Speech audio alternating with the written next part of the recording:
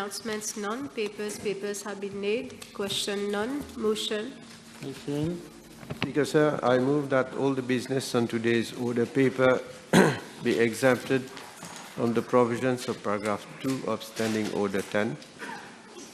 The question is that all the business on today's order paper be exempted from the provisions of paragraph 2 of Standing Order 10.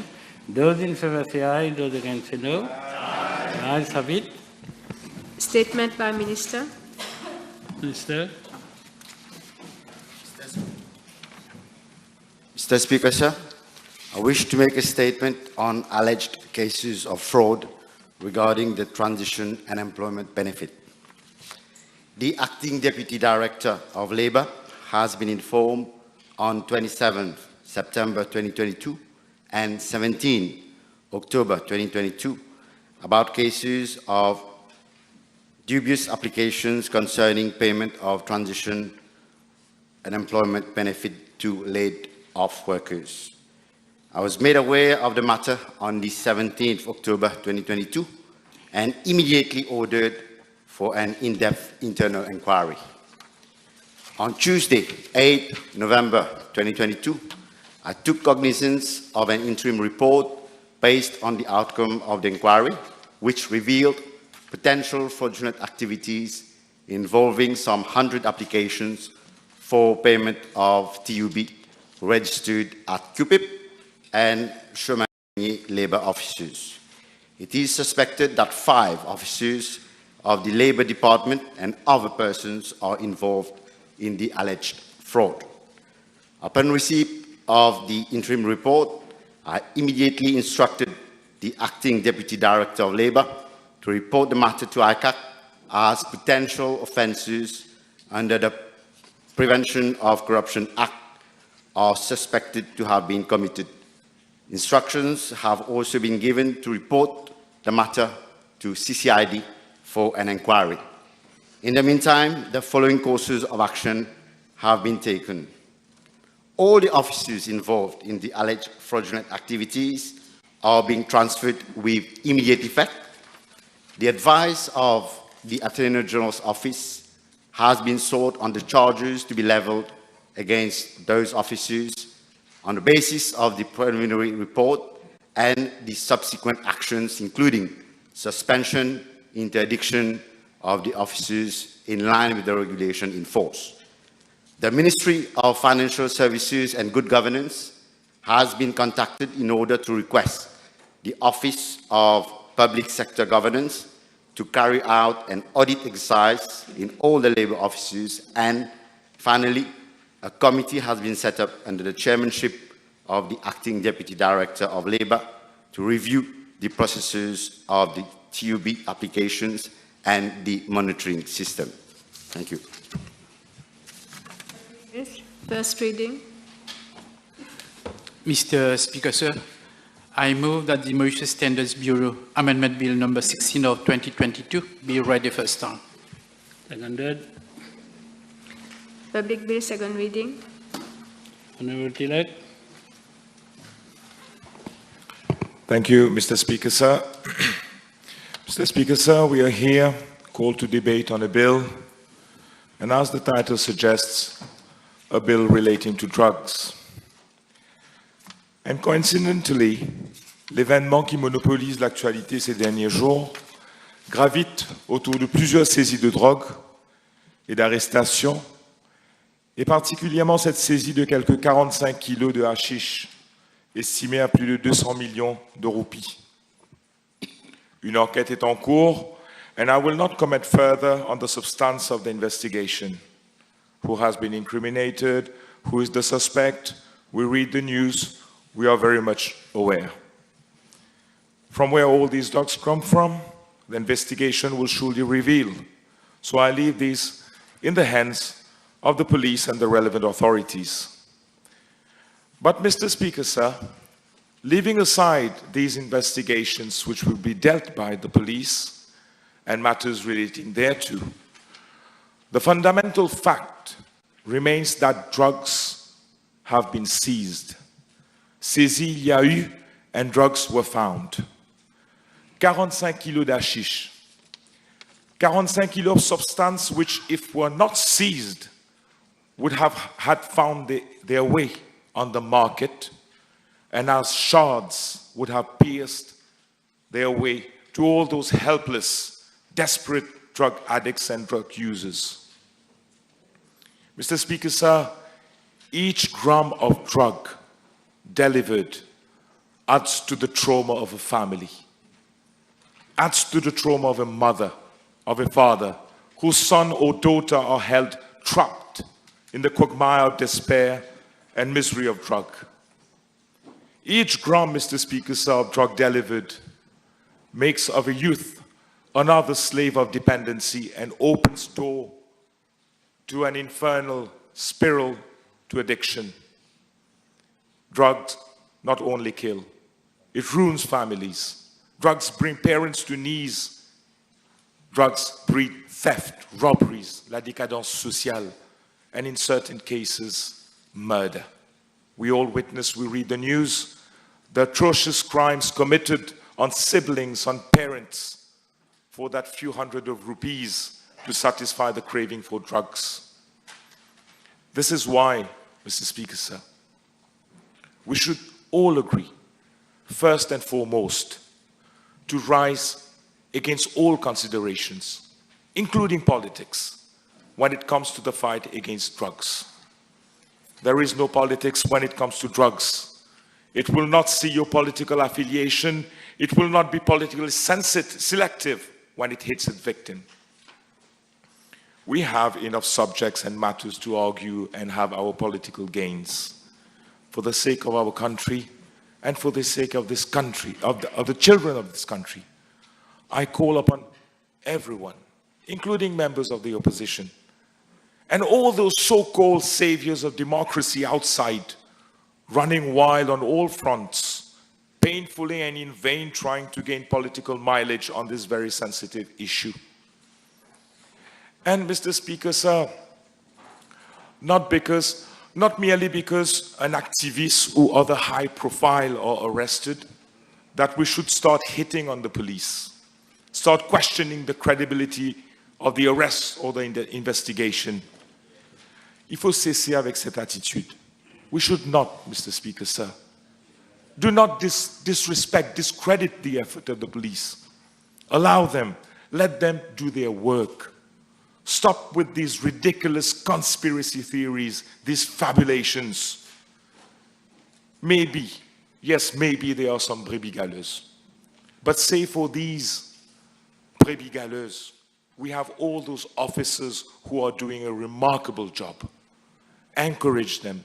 Et j'en profite to congratulate all these brave soldiers, these officers who are fearlessly engaging in this fight against drug trafficking, au péril de leur vie, taking all risks to face those heinous monsters who are trading poison in exchange of life of people. Alors let us all, unis d'une seule voix dans l'intérêt de la nation, rise above politics in this fight. We should not be fighting each other. Let us not lose focus. The focus should be how to remove the mask on the face of those who are either themselves traffickers or breeding drug traffickers. The bill, Mr. Speaker, sir, its provisions follow the recommendations set out in the 2018 report of the Commission of Inquiry on Drug Trafficking, and yet another set of recommendations being implemented by the government. As at date, more than 80% of the recommendations of that report have already been implemented or are being implemented. Et déjà la mise en place de cette commission d'enquête sur la drogue fut l'initiative de feu Sahanero Jagnat, alors Premier ministre, en 2015. A second commission of inquiry on drugs following the first one, again initiated by a government led by Sahanero Jagnat in 1986. It requires leadership and strong will to fight drug trafficking. The government is addressing in terms of implementation, one after the other, all the recommendations of the 2018 Commission of Inquiry report and the leadership and strong will of Sir Nehru Jagnnath, which he had to fight drugs, that same leadership and strong will is being demonstrated by the Prime Minister in this fight. We don't just talk, we act. See the number of measures being taken. See the number of seizures. Just the amount of resources which have been put into là-dessous. Increase in staff, additional equipment, advanced technologies, more vehicles. And it is showing results today. We should not turn blind eyes on the figures. Should not pretend or make people believe that it is only now that there is so much drug coming into the country. It has always been the case depuis longtemps, très longtemps.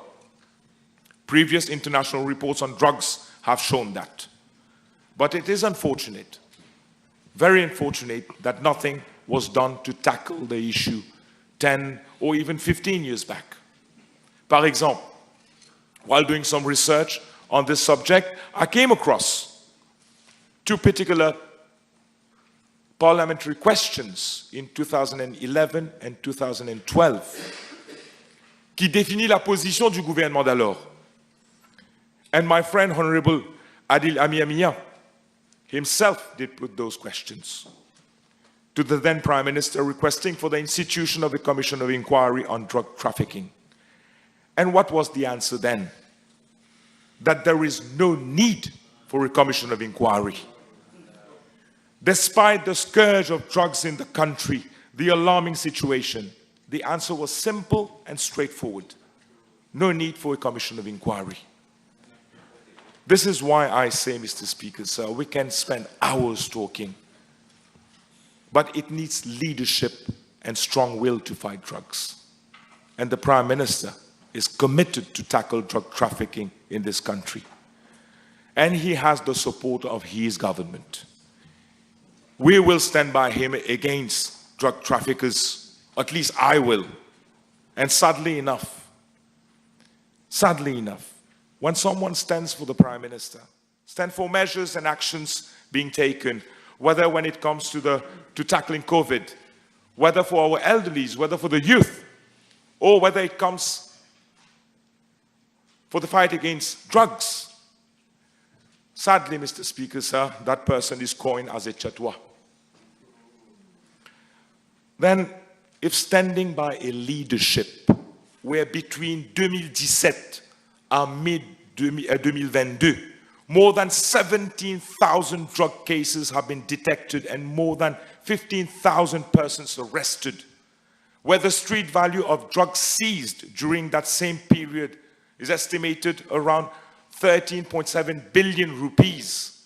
If standing by a Prime Minister who is striving for the safety and security of the country, then Mr. Speaker, sir, that person is not a chatwa. He is someone who has the guts to stand against drug traffickers and to stand against those who are the real chatwas and bootlickers of drug traffickers. Mr. Speaker, sir, coming to the provisions of the bill, firstly allow me to congratulate my friend, Honorable Kailesh Jagatpal, for coming up with this piece of legislation, a bill which is avant-gardist, with a visionary approach to the issue of drugs.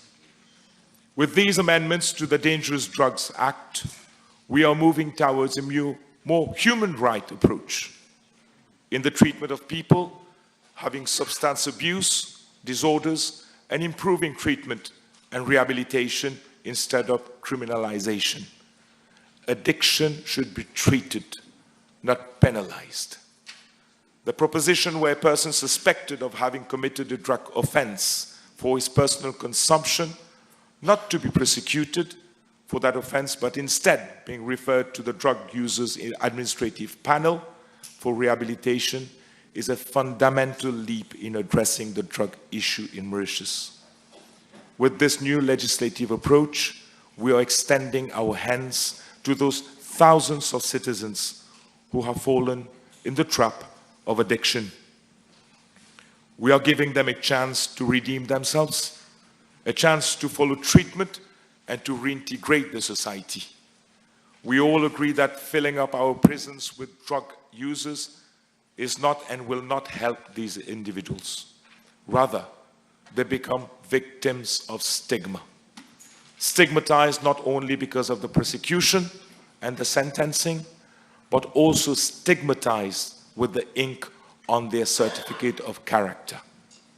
And by bringing these amendments, we are not only treating addiction, but also ensuring that the person does not bear the cross of a tainted certificate of character, thus allowing him or her to reserve the opportunity to find a job and to integrate or reintegrate the job market.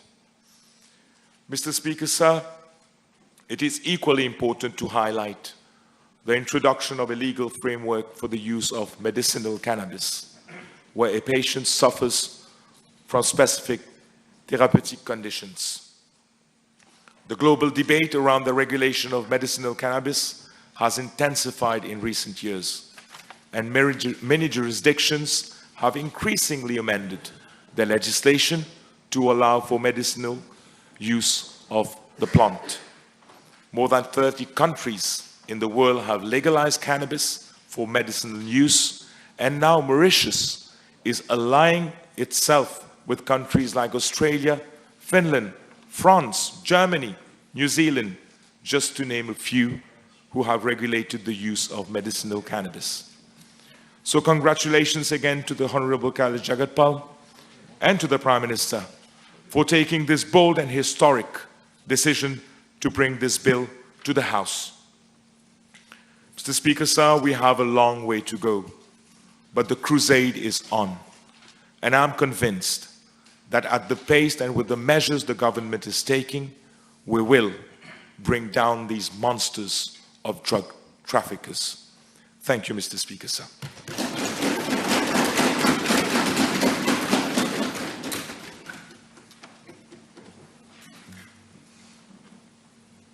Just a minute.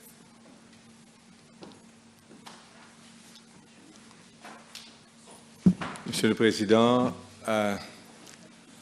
premièrement, je dédie mon discours cet après-midi, à toutes ces personnes tombées qui vivent, en fin de compte, dans l'enfer de la drogue, avec une pensée spéciale pour leurs familles. Surtout pour tous ces pères et mères victimes au quotidien de vols, de violences venant de leurs propres enfants, sans jamais pouvoir ou vouloir même porter plainte à la police, souvent, Monsieur le Président, impuissants d'aider leurs propres enfants.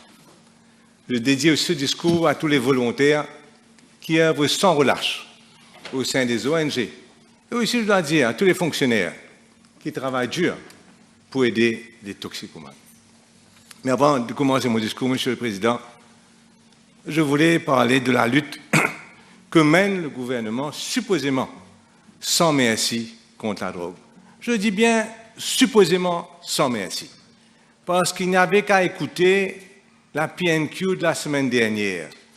Combien révélateur, adressé au ministre du Commerce.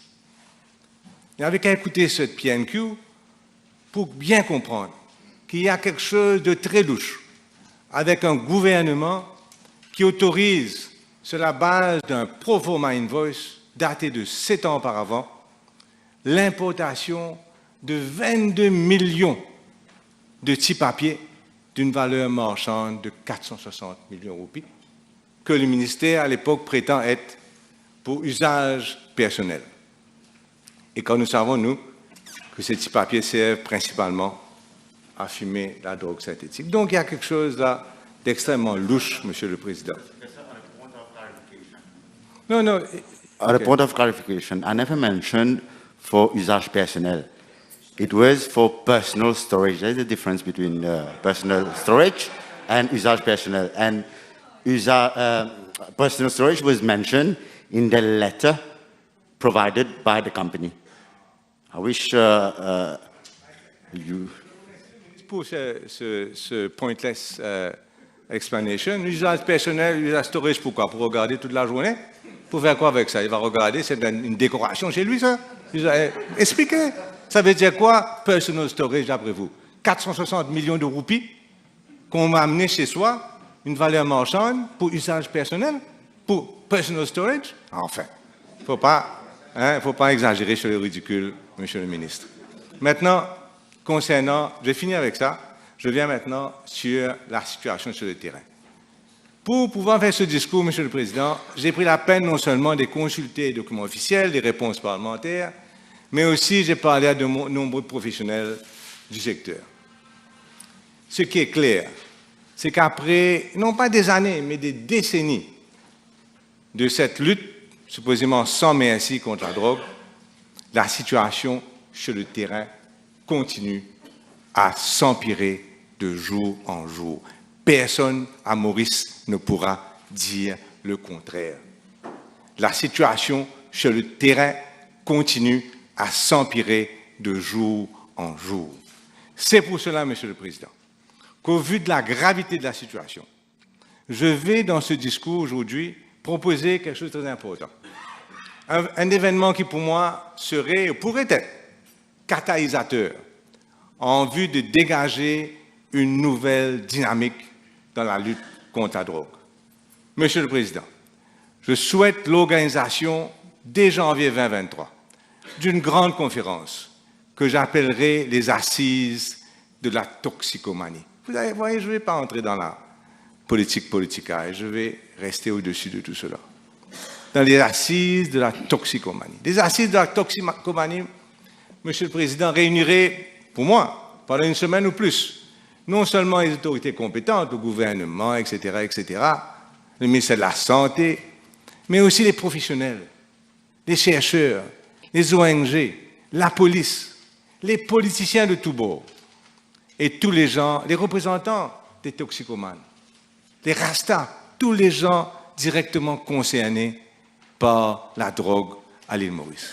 Il nous faut prendre le taureau par les cornes. Il nous faut considérer toute la problématique entourant ce fléau. Non pas un petit bout par ici, un petit bout par là-bas, un petit bout. Il faut le voir d'une façon holistique. Il y a de nombreux sujets à discuter et il ne faut pas tarder, Monsieur le Président, parce qu'il y a des milliers de personnes qui souffrent quotidiennement. Et donc, dans ce discours, je vais présenter ci-dessus quelques-uns des sujets principaux que je considère méritent d'être discutés dans ces assises. Premièrement, Monsieur le Président, on vient de parler de petits papiers, la montée de la drogue synthétique. La montée de la drogue synthétique. 4 ans après la publication du rapport Lam-Chamling, nous venons avec une petite loi que certains diront un pas dans la bonne direction, d'autres pourront dire too little, too late. Allons voir, 4 ans après, seulement, Monsieur le Président, nous sommes tous témoins d'une montée fulgurante de la drogue synthétique à Maurice. Ça, c'est la première chose. Second, c'est que peut-être surprenant, c'est l'oversupply de l'héroïne sur le marché local. C'est-à-dire, Monsieur le Président, une surprésence de l'héroïne sur notre marché à l'île Maurice. Et malgré les saisies valant des milliards, malgré cela, le marché, on peut dire, j'exagère un petit peu, le marché, on peut dire, est inondé. Et, Monsieur le Président, la preuve de ce oversupply, c'est quoi? La preuve de ce oversupply, c'est la baisse considérable des prix de l'héroïne à Maurice, dans le retail. On me dit, Monsieur le Président, que nous sommes témoins aujourd'hui, les gens sont témoins aujourd'hui d'une baisse de près de 2000 roupies par gramme. J'ai vérifié, il faut vérifier. 2000 roupies par gramme, sautant de 5500 roupies par gramme à 3500 roupies, dépendant des régions, dépendant des périodes, de 3500 roupies par gramme. C'est-à-dire, Monsieur le Président, un petit peu plus, à peu près en fin de compte, 100 roupies par dose, parce qu'un gramme, on fait apparemment 30 ou 40 doses. Donc, c'est vraiment témoin, cela a été vraiment témoin d'une inondation sur le marché de l'héroïne. Et, Monsieur le Président, le cannabis, au contraire, le cannabis, lui, prend le chemin contraire. Le cannabis prend une direction opposée. avec une augmentation considérable des prix. Augmentation, donc autrefois apparemment c'était à 15 500 roupies par gramme, c'est arrivé à 2500 roupies par gramme. 300 roupies par poulia de cannabis. Pourquoi je dis tout ça, Monsieur le Président? C'est pour bien expliquer qu'aujourd'hui, et tout le monde le reconnaît, qu'il y a un mouvement des jeunes qui délaissent le cannabis, c'est trop cher, et se mettent à consommer de la drogue synthétique, ce qu'on appelle ça chimique à Maurice. La drogue synthétique, Monsieur le Président, se vend à 100 roupies par pocket, 3 fois moins cher que la cigarette, le poulia de cannabis. Résultat des courses, 62% des personnes admises dans les soins publics pour overdose en 2019 avaient consommé de la drogue synthétique. Ça, c'est dans le rapport du gouvernement du National Drug Observatory. Ça, c'est dans le rapport de 2019. 62%, Monsieur le Président. Et ça, c'est donc baisse des prix de l'héroïne, montée du prix du cannabis et, bien sûr, et là, tout le monde se tourne, qui était au cannabis, se tourne vers la drogue synthétique. Le African Organized Crime Index, en date là de février 2021, classe Maurice, Monsieur le Président, en tête de liste. Classe Maurice en tête de liste pour la consommation de drogue synthétique par tête d'habitant. Ça, c'est le African Organized Crime Index en date de février 2021. Mais il y a peut-être même pire que ça. Le journal Le Mauricien, il y a quelques jours, nous avons tous lu le journal Le Mauricien qui a rapporté qu'il y a quelques jours seulement, que 4 jeunes sont morts d'overdose de drogue synthétique en seulement 5 jours. Voilà la situation. Et, Monsieur le Président, c'est ce que je souhaitais. J'aurais souhaité que ces assises puissent se pencher sur ce phénomène. Non seulement, tout à l'heure, on va parler d'un nombre de consommateurs qui augmente, mais ce shift, ce changement vers des drogues très, très dangereuses, Monsieur le Président. Maintenant, bien sûr, ces assises-là, ils auront à voir toute la question concernant la décriminalisation, la dépénalisation éventuelle du cannabis.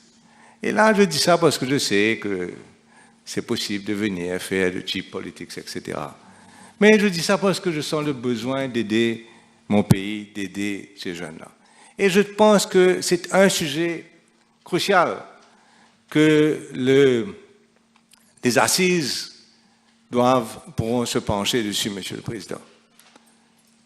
Dépénalisation pour usage personnel, pour usage récréatif.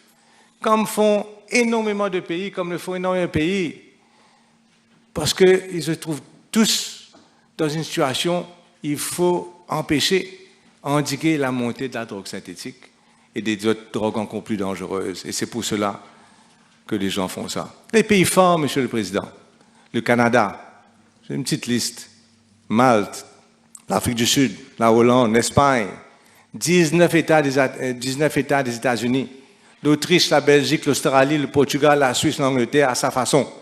L'Allemagne aussi qui vient. Tous ces pays-là, Monsieur le Président, ce ne sont pas, le Premier ministre, le Président, ce ne sont pas des fumeurs de masse qui sont là et qui veulent absolument faire ça. C'est parce qu'il y a un phénomène mondial, que Maurice subit ce phénomène mondial et qu'il faut trouver une solution. On ne veut pas rester simplement comme spectateur de ce qui se passe dans notre société. Maintenant, Monsieur le Président, donc les types de drogue deviennent de plus en plus dangereux, mais aussi, Monsieur le Président, le nombre de consommateurs ne cesse d'augmenter.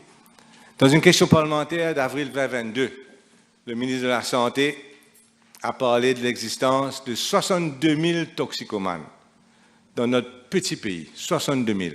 6 600 qui s'injectent du poison tous les jours, avec 55 000 qui fument et qui sniffent. Tout ça, c'est ce qu'ils font. Mais d'après les professionnels du secteur, Monsieur le Président, il se pourrait qu'il y ait 2 fois plus de toxicomanes, soit 120 000 toxicomanes dans notre petite île Maurice. Ça, c'est la situation sur le terrain aussi. Donc, les assises doivent aussi discuter de comment faire pour endiguer cette augmentation dans le nombre de consommateurs, et le chiffre augmente tous les jours. Mais il y a aussi, Monsieur le Président, c'est très, très grave, le rajeunissement des toxicomanes. C'était extrêmement inquiétant, surtout pour les parents et les parents à devenir, Monsieur le Président. D'après le rapport toujours du National Drug Observatory, 16% des admissions dans les centres de désintoxication sont les jeunes de 15 à 19 ans. Et là, je vais vous choquer encore plus, Monsieur le Président. 2% des admissions ont moins ces enfants de moins de 14 ans. C'est le rapport officiel du National Drug Observatory. La drogue, comme on sait tous, pénètre même dans nos meilleures écoles. C'est pour cela, Monsieur le Président, que je dis que la situation est grave.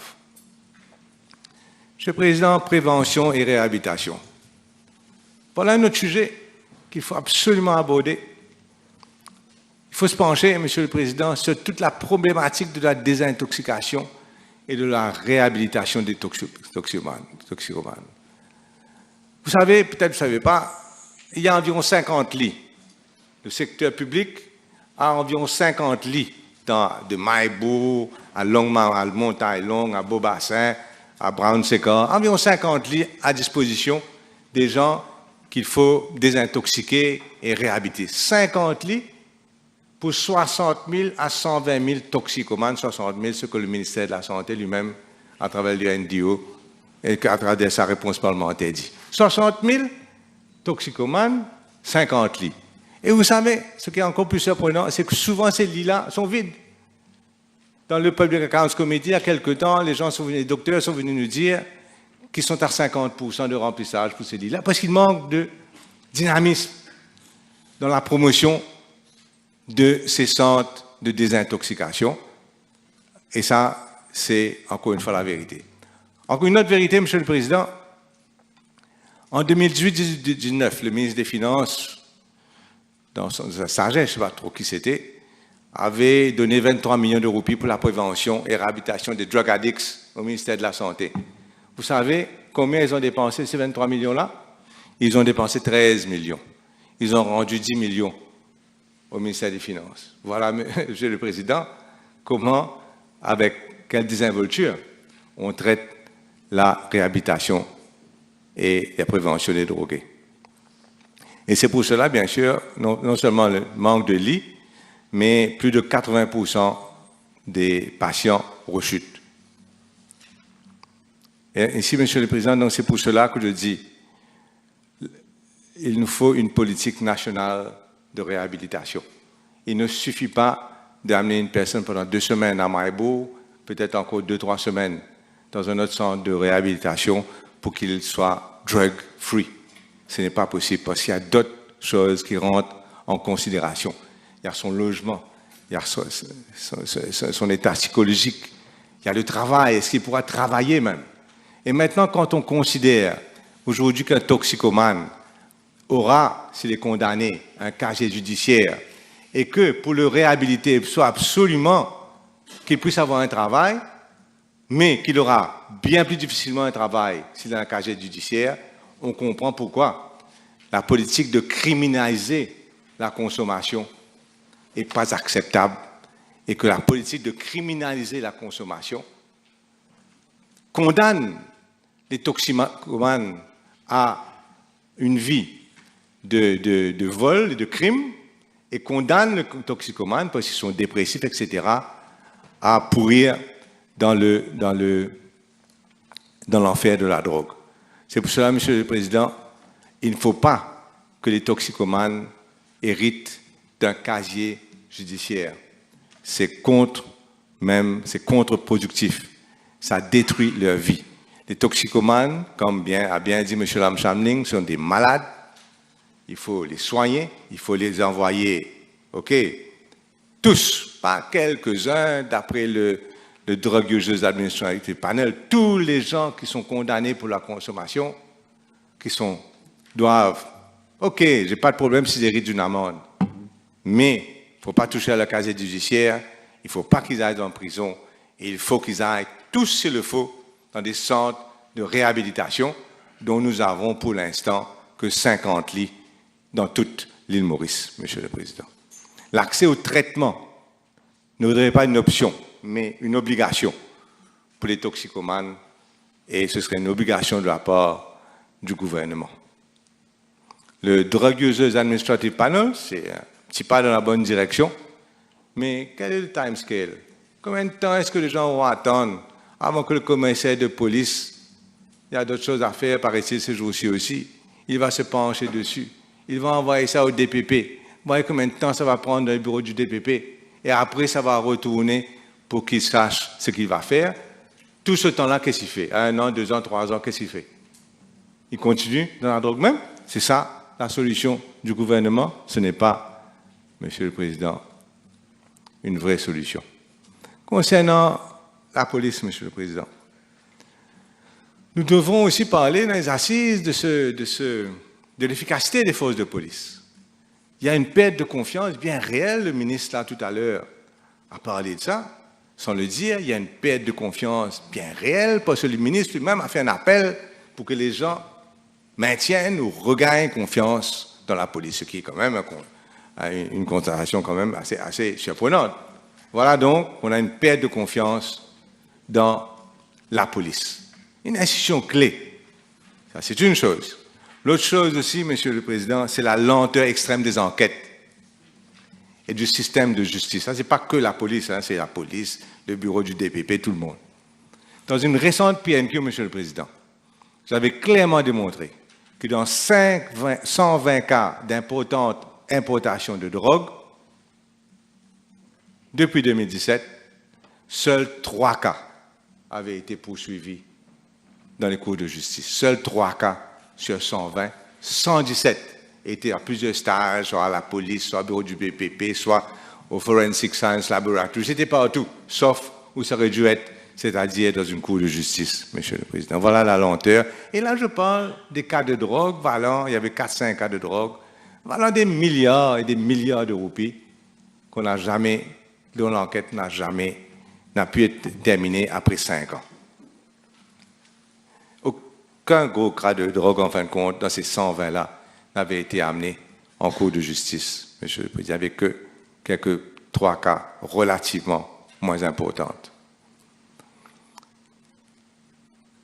Donc, Monsieur le Président, ce qui paraît, c'est que malgré d'importantes saisies de drogue, il y en a tous les jours presque, les unes plus sensationnelles que les autres, les unes plus choquantes que les autres. Malgré cela, les drogues dures continuent à inonder le marché. Donc il faut bien regarder, il faut bien comprendre ce qui se passe. Comme témoin, Monsieur le Président, je prends la baisse du prix de l'héroïne sur le marché. Qu'en est-il de l'efficacité de la police dans la lutte contre la drogue synthétique? Très difficile d'agir contre la drogue synthétique, Monsieur le Président. C'est internationalement reconnu. Beaucoup plus facile de déraciner les plantes de Gandia que d'appréhender les vendeurs de drogue, les producteurs et les vendeurs de drogue synthétique. Le dernier, encore une fois, je fais référence à ce fameux rapport de National Drug Observatory de 2019. À la page 8, ce rapport-là indique, Monsieur le Président, que seulement 3% des arrestations de cette année-là étaient liées à la drogue synthétique. Seulement 3%, on a parlé de 62% de cas d'overdose synthétique, et là, 3% d'arrestations, Monsieur le Président, malgré la grande popularité de la drogue synthétique. Donc, il y a un problème de comment faire, et ça c'est international, hein, comment faire pour appréhender les vrais trafiquants de drogue synthétique. Donc, Monsieur le Président, les assises de la toxicomanie devront se pencher sur une recommandation importante de M. Lam Shamling, du juge Lam Shamling, concernant le National Drug Investigation Commission. On n'entend pas parler de ça. Je pense que le gouvernement a mis cela de côté et je pense que ce serait une erreur d'ainsi ignorer cette recommandation importante parce qu'on me dit que la majorité des gros trafiquants sont encore en liberté à l'île Maurice. Monsieur le Président, je vais aller maintenant sur le cannabis médical. J'ai l'impression que là, c'est un peu à cause qu'affaire, on a amené ça.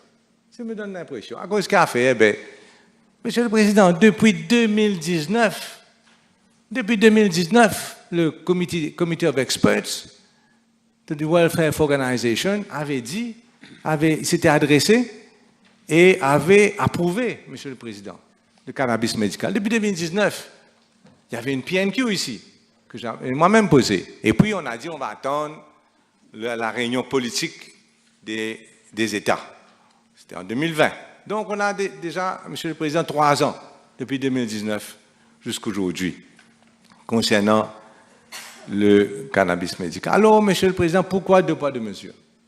Pourquoi la morphine, codéine, etc., tout ça, bois d'opium, extrêmement dangereux, des psychotropes, tout ça, sont prescrits par les médecins, même pas des spécialistes, on me dit. Pas des médecins sur une forme spéciale que le ministère de la Santé leur donne. Et ici, pour le cannabis médical, qui sur papier, en tout cas, me paraît moins dangereux que ces autres médicaments-là, ça, il faut passer tout un chemin. OK, la formation, c'est bon. Pourquoi pas former les gens? Tout un chemin, on va passer par le Regional Health Director qui va présider, quand il a du temps, un comité de personnes qui vont décider si telle ou telle personne, pendant 3 mois, aura ou aura pas accès au cannabis médical. Monsieur le Président, on parle de gens malades. On ne parle pas là de n'importe qui. Pas tout le monde qui sont des drogués, tout ça. Nous parlons des gens. Je suis persuadé que la grosse majorité de ces gens sont des gens vraiment malades, qui souffrent. Pourquoi est-ce qu'ils ont besoin d'avoir ce parcours de combattant pour avoir accès à un médicament, alors que d'autres médicaments, vraiment beaucoup plus dangereux, l'accès est beaucoup plus facile? Il faut nous dire pourquoi. J'aurais peut-être compris que si toutes les drogues dangereuses, codéine, tout maintenant passé par ce comité-là. J'aurais compris, mais non, juste ça. Donc, comme si on dirait pas faire à cause qu'à faire.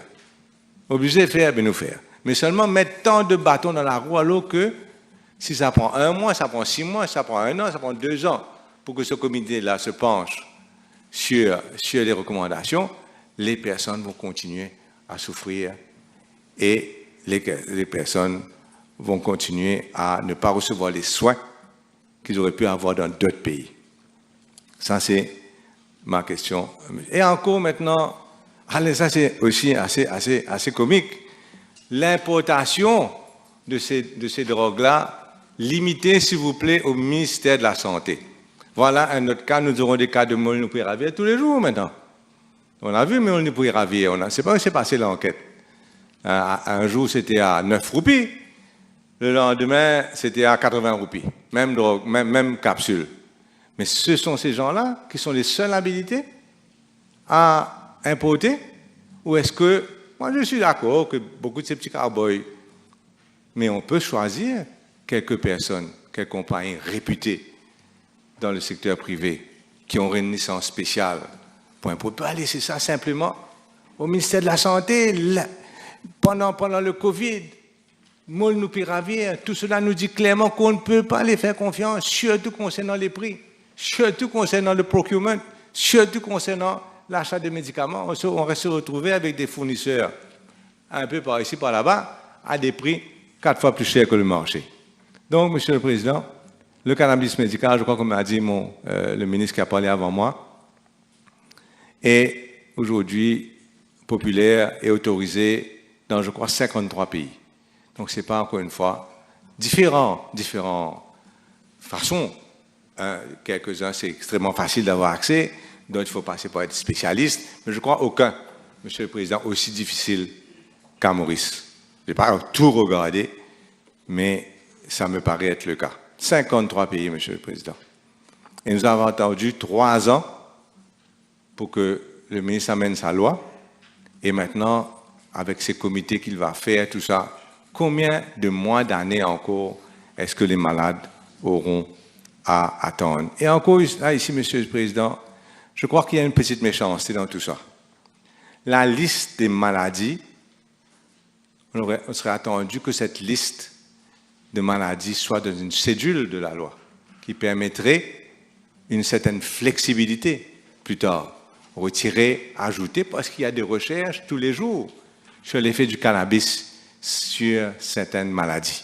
Mais non, là, la liste est dans la loi elle-même. Très rare, ça. La liste est dans la loi elle-même. Là, il faudra, chaque fois qu'on veut ajouter ou retirer, venir au Parlement avec tout un débat comme ça maintenant là pour amender cette liste-là, Monsieur le Président. C'est ça que je dis.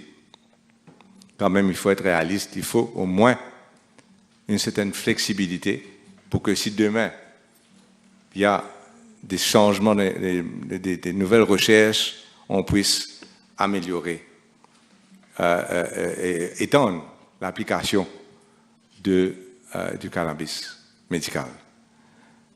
Monsieur le Président, en conclusion, ce que je peux dire, Monsieur le Président, c'est que on nous dit qu'il y a beaucoup de recommandations du rapport qui ont été mis du rapport Lam-Chamlim qui ont été mis en pratique. 80%. Mais nous savons tous, nous avons tous été au gouvernement. Mettre en pratique et mettre en pratique, c'est pas la même chose. Mais mettre bien en pratique, c'est pas la même chose, ça. Tout dépend des ressources. On peut mettre en pratique sur papier. Quelles sont les ressources humaines? Quelles sont les ressources financières? Avec quelle vigueur on applique ces recommandations? Avec quels moyens financiers, Monsieur le Président? Donc, les assises auront aussi besoin de regarder non seulement quelles sont les recommandations mises en pratique, mais quels sont les résultats. Est-ce qu'ils sont mis en pratique correctement ou pas? Monsieur le Président, les assises de la toxicomanie réuniraient les autorités gouvernementales, les professionnels des ONG, comme j'ai dit, la société civile, les politiciens de tous bords. Et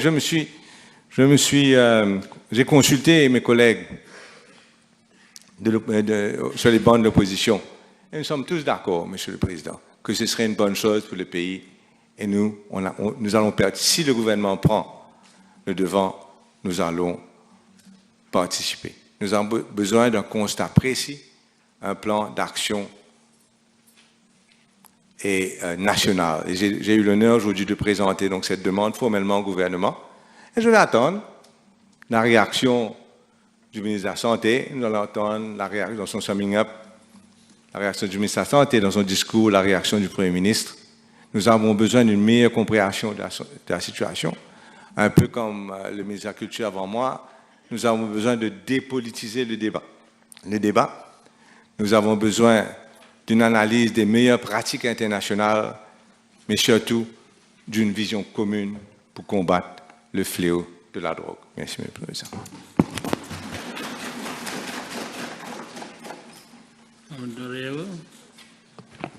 Thank you, Mr. Speaker, for giving me the floor to speak on the Dangerous Drugs Amendment Bill, a bill which gives effect to the recommendation of the Commission of Inquiry on Drug Trafficking Report 2018. To start with, allow me to express my thanks to my colleague and Minister of Health and Wellness, Dr. Jagat Pal, who has made this bill happen. Mr. Speaker, before coming to the bill itself, I wish to commend the determination, dedication, commitment, and drive of our Prime Minister in the fight against the drug scourge. The fight against the drug abuse and trafficking is a national priority, and the Prime Minister is personally monitoring this serious social issue. The Prime Minister has taken this priority to a national level, and in December 2018, he set up the High-Level Drugs and HIV Council, chaired by himself, to provide a strong, effective, and efficient response to drugs and HIV, and at the same time to oversee the implementation of the recommendations of the Commission of Inquiry on Drugs Trafficking Report 2018, the National Drug Control Master Plan 2019-2023, as well as the National Action Plan for HIV/AIDS 2021. So we cannot deny the fact that not much has been done in the past to combat drugs addict and trafficking in the country. So since we are here, 2014, we are doing our level best to address the issue in a serious manner. Mr. Speaker, I have listened very carefully to the 4 honorable members of the opposition who spoke before me, Honorable Béranger, Honorable Boulel, Honorable Juman, and today, Honorable Duval, Leader of the Opposition. Well, they have expressed certain reservation, apprehension, and on this side, Mr. Speaker, a lot has already been said by my colleague, so I will limit myself to respond to some remarks which concern mostly the first part of the bill, that is the Drug Users Administrative Panel. Before addressing some remarks, I do have a few things to say. Mr. Speaker, I'm sure many of us inside and outside this House have witnessed the devastating effect of drug use. We all know that cheaper drugs are available on the market to our youth.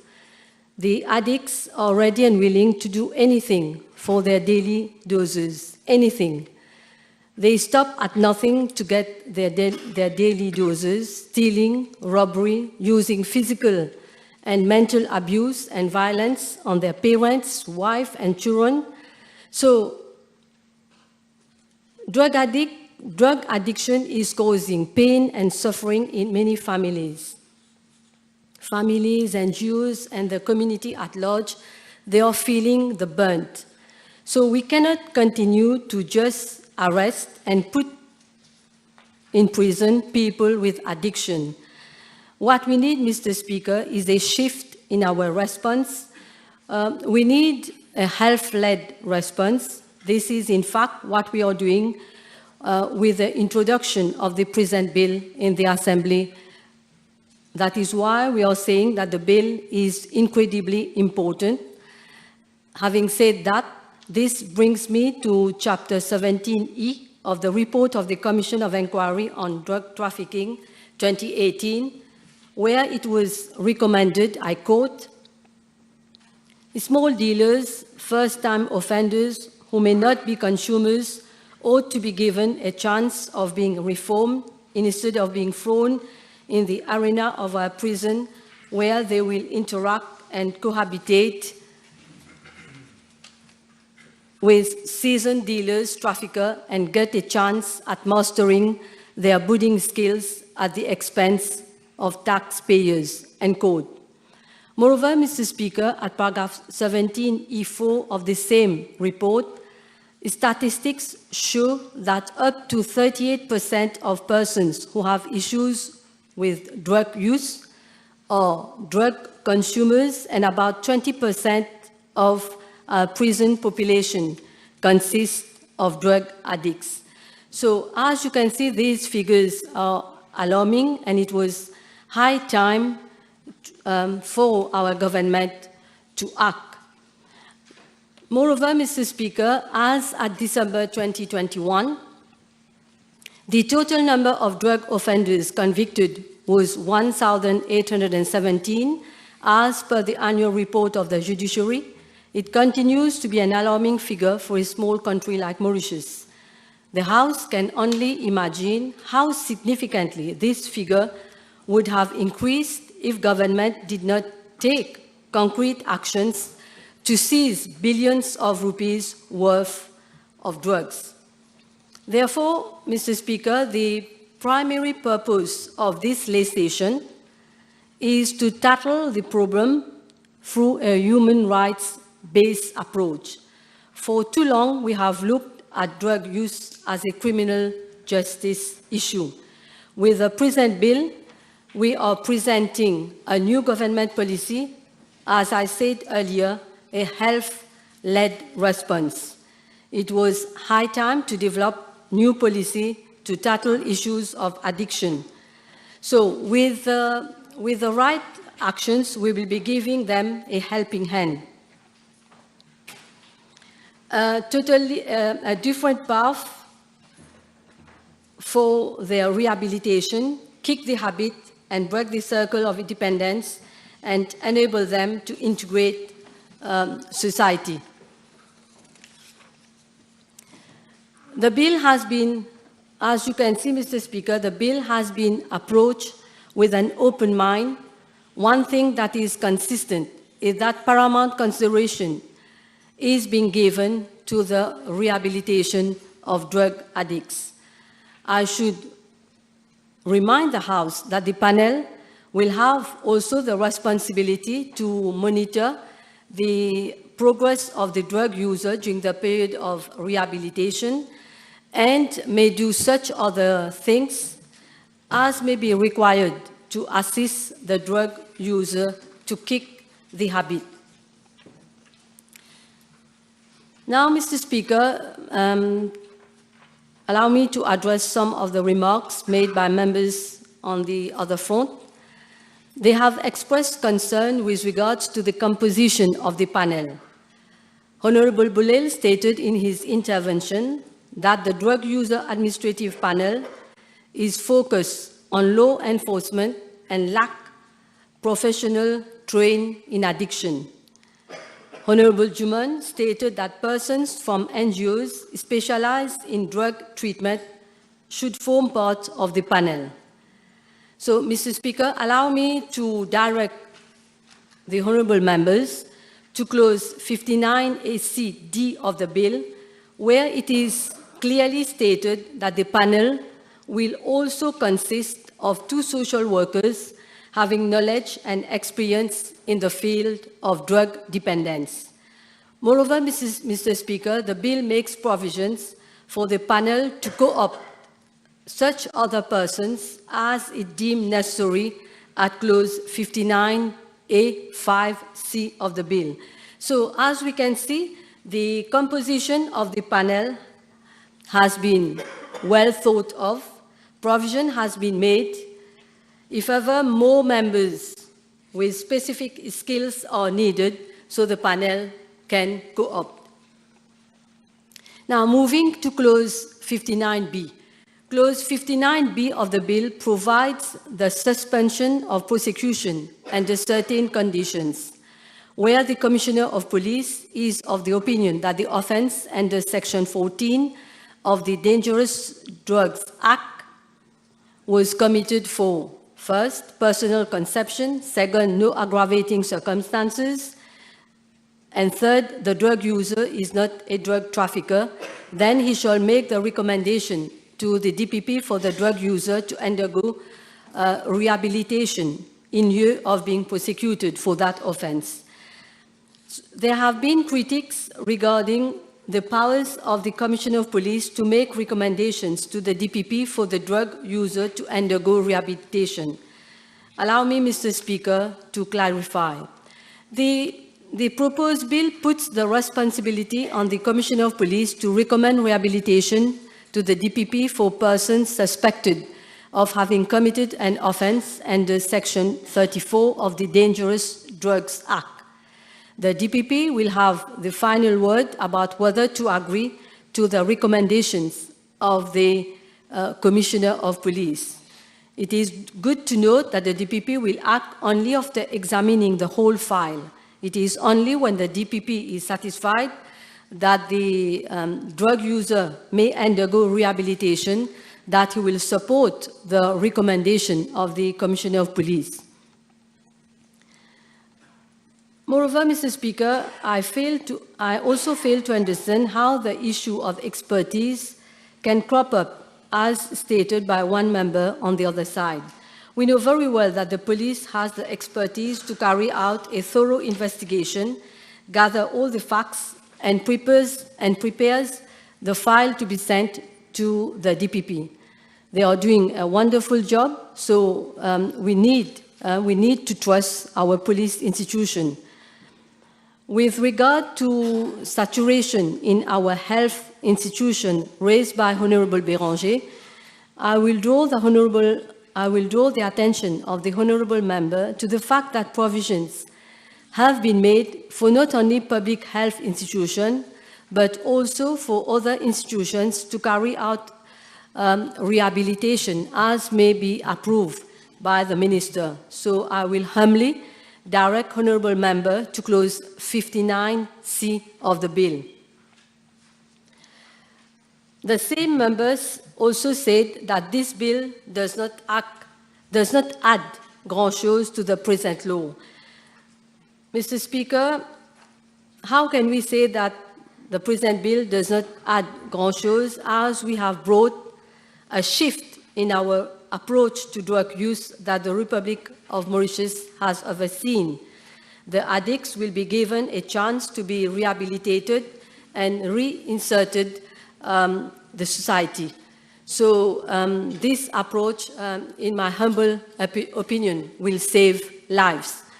Mr. Speaker, despite our endeavors and relentless efforts to help vulnerable persons and people on the social register of my ministry to kick the habit of taking drugs, we find that more and more young people are victims of the drug scourge. Prohibitive methods have proved to be fertile. There are beneficiaries on the social register who have been reported as drug addicts. Honorable Boulel stated during his intervention that it is best to allow the person or his lawyer to refer the case to the DPP for examination instead of involving the police in the referral process. Mr. Speaker, how can we expect drug addicts to follow the process on their own if they can't retain the services of a lawyer? So we should help them. We should give a helping hand. The introduction of the Drug Users Administrative Panel will surely provide for such help and support. To a reservation expressed by Honorable Juman in respect of what kind of drugs users will be referred to the panel, I quote, is it only for those using cannabis, synthetics, brown sugar, or does it include cocaine or other drugs, among others? I wish to point out that the Drug Users Administrative Panel covers offenses under Section 34 of the Dangerous Drugs Act, which clearly refers to any dangerous drug.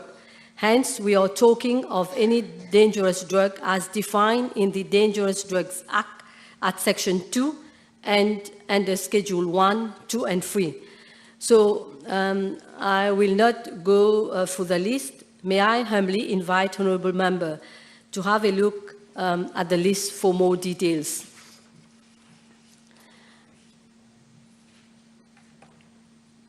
Well, the Honourable Member also questioned whether a drug trafficker who is also a drug user will be considered as a sick person who needs rehabilitation. Mr. Speaker, I will once again direct the Honourable Member to the provisions of Clause 59B, where it is stipulated that the user should not be a drug trafficker in the opinion of the Commissioner of Police. So traffickers are being dealt with properly. Mr. Speaker, the bill has been well thought through. The spirit of the bill is, of course, to help the drug users, but parameters have also been set to ensure that the drug user is doing his part. For instance, Clause 59C, subsection 4, provides for the possibility of prosecution if the drug user has not turned up before the panel when required or fails to meet the terms and conditions of the panel. The bill do set a balance by emphasizing the willingness of the drug user to help himself. The legal framework exists, but the drug user has to show some willingness to undergo rehabilitation. To reply to the Honourable Leader of the Opposition, well, the Leader of the Opposition, Honourable Duval, agrees that the situation is deteriorating. He mentioned countries who have decriminalized use and possession of drugs. So by the introduction of this new piece of legislation, which is incredibly important, I am of the opinion that we are following the same path. Honorable Duval also spoke about the procedure which is too lengthy. Well, this is a question of approach, so each government could have a different approach. I can safely say that our approach has been well thought of, and it is the best possible way forward. So appropriate structures will be set up to reach out, assess, treat, rehabilitate, and research and reinsert drug addicts into our society. Mr. Speaker, the rehabilitation of drug users in lieu of prosecution has worked effectively in other jurisdictions. For instance, in Portugal, where since 2001 they have introduced a commission for the dissuasion of drug addiction. The mechanism is such that the police refer people who are found in possession of drugs to the commissions for the dissuasion of drug addiction. The primary aim, of course, is to encourage drug users to undergo treatment.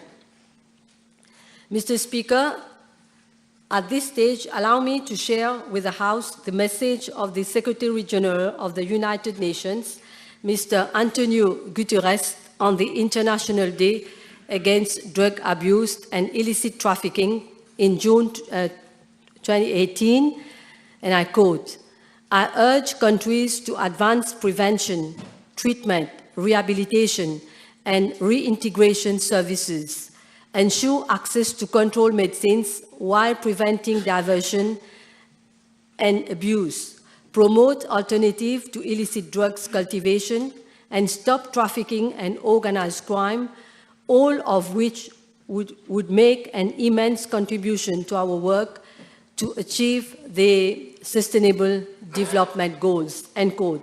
Mr. Antonio Guterres spoke with experience as he introduced the non-criminal response to drug possession for personal use while he was the Prime Minister of Portugal in 2001. So the proposed bill, Mr. Speaker, translates the message of Mr. Guterres into concrete actions by promoting rehabilitation and social integration of drug users.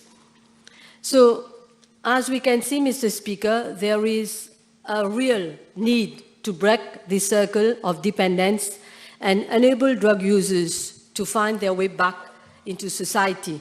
I'm confident that this change in policy and approach will improve our society, will improve the life of many people and will save lives also.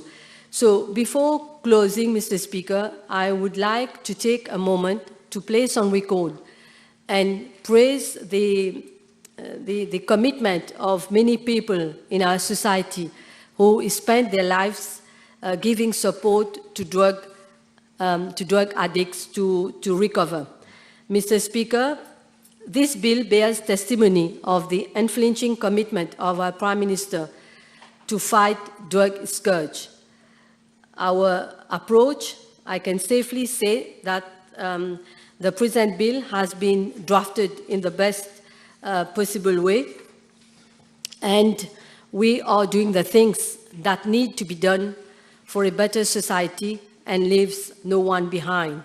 So it is also important for us to bear in mind that the law is never a fixed thing, but develops, evolves, and alters as time passes. So if ever we need to bring amendments, so we will be able to do it.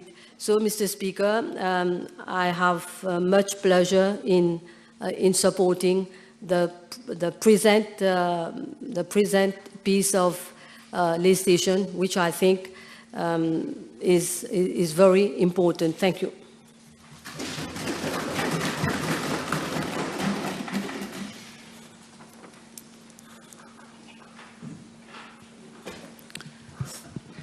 Mr. Speaker, sir, thank you.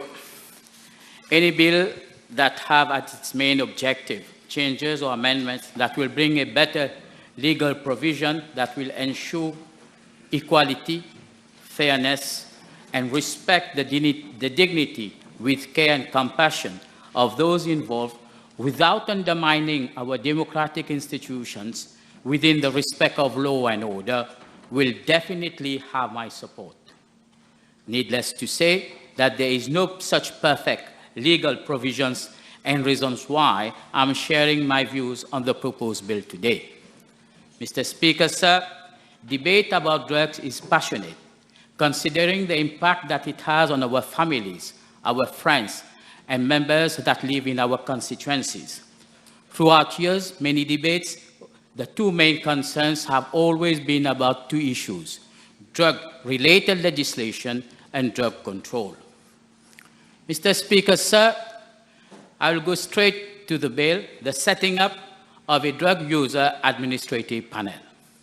Such panel must be the gateway of drug users to a better living in the future, since it will view the drug consumer or offender merely as a medical patient with the proviso of treatment, rehabilitation, and social integration. Mr. Speaker, sir, it is equally important that drug users and consumers do not get the wrong signals that such change means a way of relaxation of controls and law enforcement, but simply a response to representation made by the scientific community and societies and social welfare groups about the need to revisit our legislations because of some of the consequences that were not intended when they were originally drafted. Mr. Speaker, sir, this takes me to Section 59, subsection C.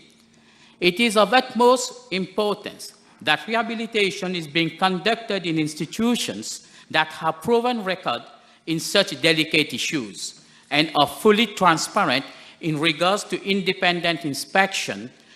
Otherwise, institutions for rehab, which I'm sure will be needing plenty, considering that there are approximately only 50 places for an estimated 50 to 60,000 possible drug consumers, will pop out. These rehab centers will pop out like mushrooms, irrespective of experience, quality of care, and logistic available. COVID-19 gave us a full proof of what I'm saying. Many blue-eyed boys became immediate experts in gloves, sanitizers, and respirators. Therefore, there will definitely be a need for more institutions, and I hope the minister will ensure that transparency and particularly that there is quality in those new rehabs if they were to be recruited. Mr. Speaker, sir, I also got some concerns. We must ensure that neither the proposed change to drug offense policy nor any change adds to the problems we already face in controlling the use of drugs. In this respect, law enforcers must ensure that drug traffickers once caught do not take any advantage of any unfortunate loophole in the bill to present themselves as drug users or just drug consumers, but rather they have a gargantuan appetite for self-consumption of drugs and get away from the full wrath of law, but more worryingly, they will continue their evil and criminal business. Mr. Speaker, sir, Section 59A, the drug user administrative panel and its composition. I did listen to the rebuttal just made by Honorable Minister Doria with regard to what has been said before. I would like to say that I'm of the opinion that there should be, and I mean it, and the Honorable Minister, who is a respected psychiatrist, will understand exactly what I mean. There should be an active senior specialist in psychiatry with special interest in substance abuse as a permanent member, not co-opted. Since the world of drugs is constantly evolving, namely we've seen now liquid cocaine coming in the country and the surge of synthetic drugs. Mr. Speaker, sir, I cannot help referring to Section 59B, suspension of prosecution. That whole process is unfortunately based on the decision of the Commissioner of Police, and I have serious concerns regarding such powers conferred to the office of the CP. One must remember, not very long ago, that this event has confirmed the holder of the office of the Commissioner of Police, in his best natural, honest judgment or natural judgment, he decided to sign passport papers to one notorious person allegedly involved in drugs. And now we are investing powers to one commissioner of police alone to decide who should be referred to drug user panel or being prosecuted. We are opening a can of worms, and we should be worried. Mr. Speaker, sir, it is worth noting that some of the amendment goes in line with the recommendation of the Commission of Inquiry on Drug by former Judge Lam Shang Lin. But I regret to say that such piecemeal implementation is a far cry from many of the very serious and consequent recommendations of the Commission, such as certain whole sections that have been referred to where Section 19.5.3 referred as black sheep. And that section referred particularly to certain pseudo-politicians, which I said as black sheep, and today are being paraded in the public, in political arena, as if they are the most innocent individual on earth. Yesterday, I was, however, reassured and glad to note that the Prime Minister, while he was conferring the new recruits of police officers at Vakwa, he said that those, and I quote him in his speech, he named the black sheep in the police and other public institutions will have to bear the full brunt of the law and its consequences. And I hope the Honorable Prime Minister and his government do the same when it comes to Section 19.5.3, black sheep, and those people involved. Mr. Speaker, sir, the concept of harm reduction. There's nothing more important than preserving the health of our citizens at large who fall prey to these criminals. It is therefore high time to consider different options and avenues based on what would effectively reduce harm. That is, overdose prevention units, also known as drug consumption rooms, whereby places that take people off the street, a novel concept that is being considered in certain developed countries. Mr. Speaker, sir, moreover, many of us, here on both sides of the House have heard week in, week out of youngsters being found dead on bare lands because they have been overdosed by drug. Only last week, in this country, 3 places, Cap Malheureux, Grand-B, Pointe-au-Piment.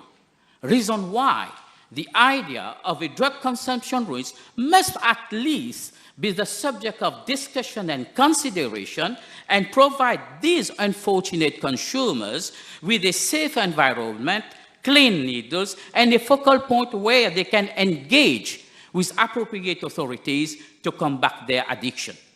Consumption ruins will be a logical continuity of the needle exchange program and the outreach program targeting people who inject drugs.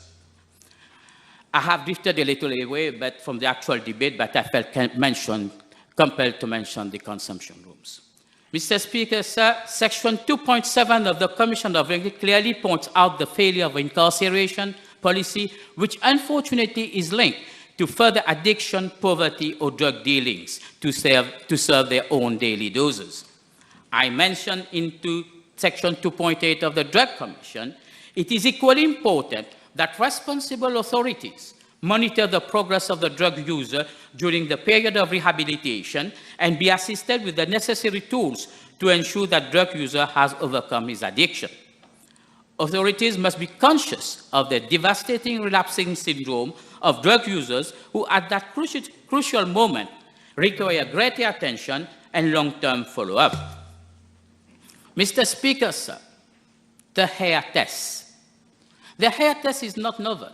I'm sure the Honorable Minister knows what I'm talking about. The hair test poses itself as one of the most reliable, accurate means of drug detection and has proved to be very useful in social service matters and as evidence of abstinence in court and legal matters. Such tests, if implemented, will provide a game changer as to post-rehabilitation check and recurrence. And as for those who have no head hair, rest assured that tests can still be performed and do not pose no problem, since body hair from other areas can equally be analyzed. Mr. Speaker, sir, in keeping in line with the same thought, there is nothing mentioned in the bill for tourists who visit our country and consume drugs for personal consumption. Such lack of clarity may provide for some a safe haven to indulge into unlawful practices. The simple question, will the tourists have to be referred to the DUAP following the recommendation of the CP, or be prosecuted, or be deported? I think we need much clarification on that. There is also the issue of juvenile offenders. Will they be referred in institutions mixed with adults, or will there be specific institutions for them? I'm sure the Honourable Minister will give us some clarification later. Mr. Speaker, sir, Section 2.9 deals with what I consider has been the major hurdle of ex-convicted drug users in re-entering the workforce. The obtention of a clean certificate of character poses an enormous pressure on those who unfortunately had a blot by previous conviction. And this is a huge handicap for reinsertion of those who have been convicted for minor drug offenses, especially drug consumers.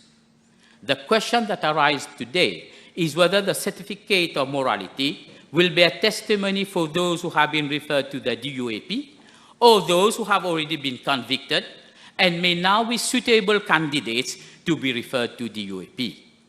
Clarification is highly needed in this aspect, as the certificate of morality is the entry visa, and I repeat it, the entry visa of these unfortunate victims to re-enter the employment market.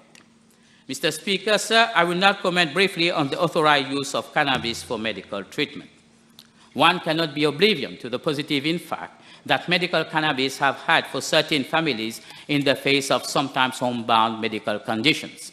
I'm well aware there are no simple answers to many of the questions facing well-reputed scientific authorities and opinions in this forum and throughout society are raised and sometimes conflicting. Mr. Speaker, sir, I hope and I'm sure we can all agree on both sides of the House that those with chronic health conditions, sometimes causing unimaginable pain and suffering, will no longer be denied the potential fruits of research in cannabis, and surely now in our country, legislation is being kept pace with scientific progress.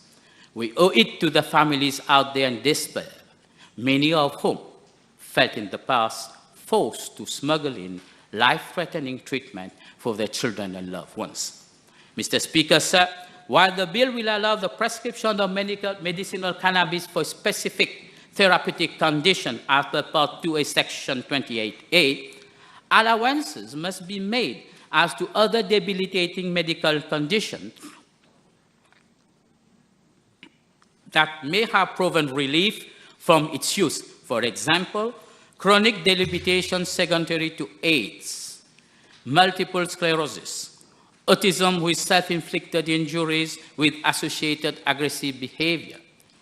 More so, the question of whether an authorized specialist will be allowed to refer a patient with a condition not listed in Section 28A, but in his opinion, and based on emerging medical evidence-based practice, will benefit from the treatment.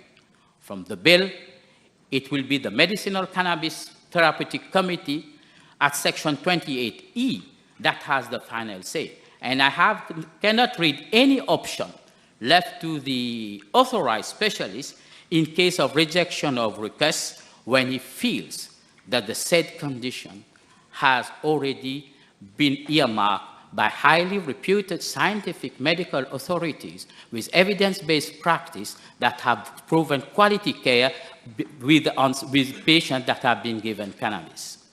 Mr. Speaker, sir, the dispensing of medicinal cannabis, there are concerns about the lengthy queues that may occur at regional hospitals for dispensation of medical cannabis, according to many social workers. And there will be thousands of unfortunate patients who will make a demand for same from the authorized specialists. Needless to say that in all genuine cases, these patients are mostly debilitated, elderly, limited mobility, and will the already, unfortunately, suffocated dispensing pharmacy at public hospital able to cope and provide the necessary waiting facilities and service for them. Mr. Speaker, sir, secondly, if other dangerous and controlled drugs, as the Honourable Minister, who is a medical practitioner like myself knows, these drugs are dispensed by private pharmacists or private health institutions, dangerous and controlled drugs. I am of the opinion that whilst training has been given to doctors and thereby referred as authorized specialists, likewise, same should have been done for pharmacists, whereby private health institutions or private pharmacists, so that patients can have a choice to obtain such treatment, whether public or private, and in return will decrease the burden on the public service. Mistakes, errors, abuses in the dispensing of drugs have occurred in the past, but it is not limited only to particular private entity. Recent unfortunate dispensing of chemotherapy drugs in the public hospital for eye treatment shows there is a continuous need for improved coding, storage, and continuous training of those involved at all levels.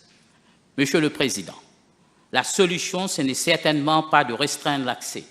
Il faut au contraire ouvrir l'accès en libéralisant le cannabis pour que le spécialiste autorisé du privé puisse le prescrire aussi pour qu'on l'achète en pharmacie, bien sûr, et bien sûr, après l'aval du Medicinal Cannabis Therapeutic Committee. Mr. Speaker, sir, one last thing is the safety of medicinal cannabis. I just suggest the setting up of a monitoring committee working together with the authorized specialists to detect cases of psychosis and dependency on the medicine, though small, among those who have been prescribed. Mr. Speaker, sir, on a final note, all speeches from both sides of the House so far, and I'm sure until the end, with regard to this bill, will echo the will and sincere wish that the drug user regain control of his life and recover his freedom from addiction. And hopefully, this bill will go some way to achieve this goal.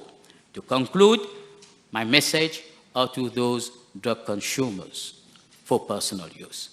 As Lady Diana said during an international workshop on treatment and relapse prevention, and I quote, "You alone can do it, but you cannot do it alone."